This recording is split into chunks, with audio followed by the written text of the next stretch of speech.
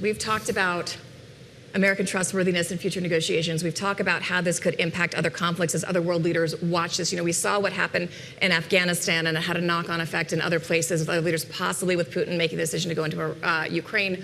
What does this conflict do for other conflicts around the world? Oh, I think, you know, watching this, I was reminded of the winter of 2021, 2022.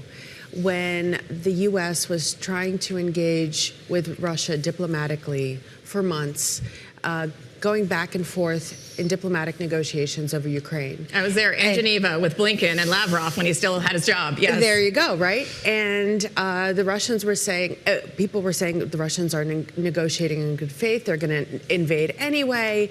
And the Russians said, no, we have no plans. We have no plans to invade Ukraine. We really are trying to...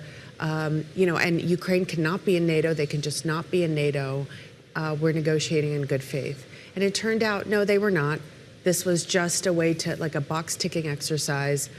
They were going to invade anyway. And I can't help but be reminded of that this morning, that these negotiations, it seemed like, were, you know, they were asking the impossible of Iran, while building up these forces in the region, kind of like Chekhov. Time. Yeah, but like Chekhov's gun, yes. You know, like if you put that stuff there, it has to go off, right? You have to use it. And yes, buying time, because of course our resources were stretched thin. The aircraft carrier Gerald Ford was in Venezuela. We've been a little busy in Venezuela. Yeah, and it needed time to get to the Middle East. So because the president wants to be seen as a man of action, wants to think of himself as a man of action. We've been 2 months without military intervention. You know, it's a long time.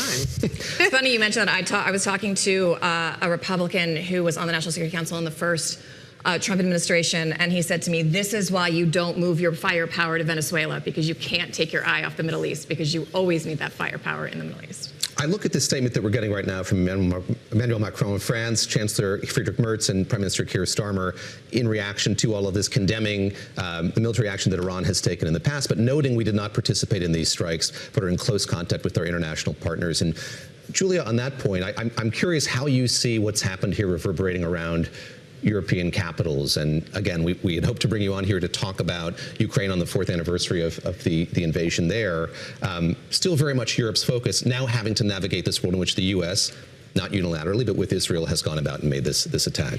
Well, I think to me that was one of the hints that Trump was going to do this anyway, because a lot of our European partners and allies do still have contacts with the Iranian regime, do have a diplomatic presence in Iran.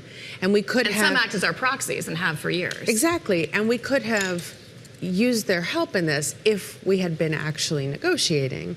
And I think this is yet another sidelining of Europe. Another kind of trying to relegate them to irrelevance. I think this administration sees them as weak and feckless and probably effeminate, given how this administration tends to view things. And as for our allies, I think it's interesting that the Saudis came out and said they support this. The Canadians... The Canadians as well. Mark Carney has been very critical of the president. I have a statement in front of me saying he supports the U.S. acting to prevent Iran from obtaining a nuclear weapon and preventing its regime from further threatening international peace and security. So I think... what I think is interesting here, Carney, you remember, he spoke at Davos and said, we're basically out of this. You guys have been using our alliance as a tool against us. We're out of Pax Americana, essentially peace, guys. But now they're on board. The Australians are on board. And I think what this is, the signal this is likely sending to Trump is, yeah, these guys talk a big game, but they're still going to support us anyway. And I think this is just like Venezuela reinforced this, just like his airstrikes in Iran in June reinforced this idea, is that he can get away with things. If he just pushes hard enough, people will go along with it no matter what.